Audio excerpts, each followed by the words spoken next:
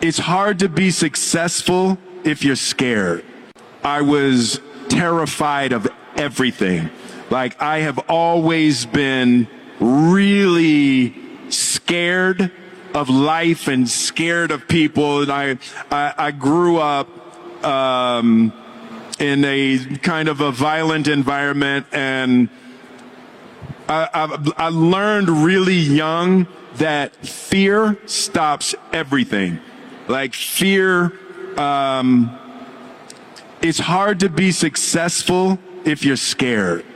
And learning how to lean into fear has been a major thing for me. I've always wanted to overcome just the terror, every time, even, walking out on stage, my heart still jumps.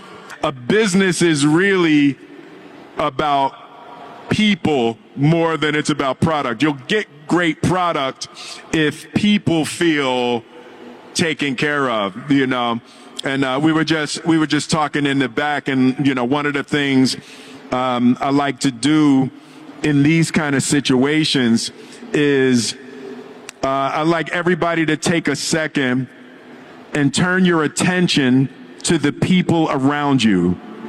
Just notice the people around you. And somebody just lost a loved one. Somebody lost somebody they love. Somebody's going through a divorce. Somebody's business just crashed and they lost their job, right? Notice the people around you. Everybody is having a hard time. I was always telling stories. Even as a kid, I was making up stories, and my mother always played into that with me. She loved my storytelling. So I would make up stories about all kinds of things. So I think that centrally, I'm a storyteller, and I told stories in music, and then I told stories in television, told stories in cinema, and then started to tell stories in business. The human mind works off of story.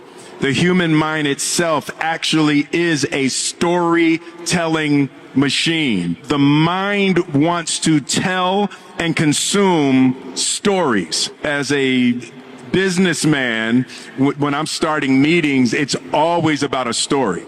Like, start with, let me tell you a story. And to be able to share a story, to me, is the fastest way to someone's heart. I think everybody has natural talent. So there are things you were born with. Some people just understand math. Like, you just get it. When I looked at my own kids, my daughter was always an avid reader. So she could pick up something and would read a book from cover to cover.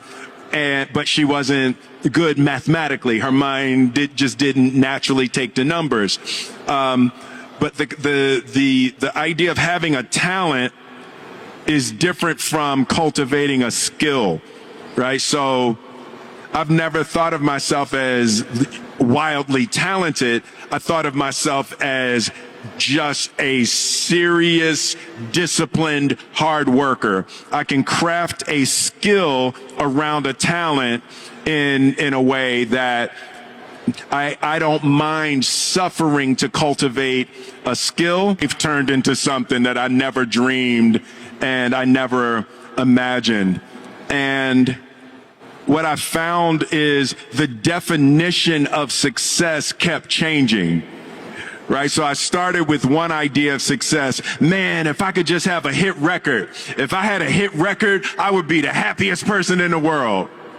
Then I got a hit record, and I was like, oh, well, if I had a TV show, if I was on a TV show, if I could have a TV show.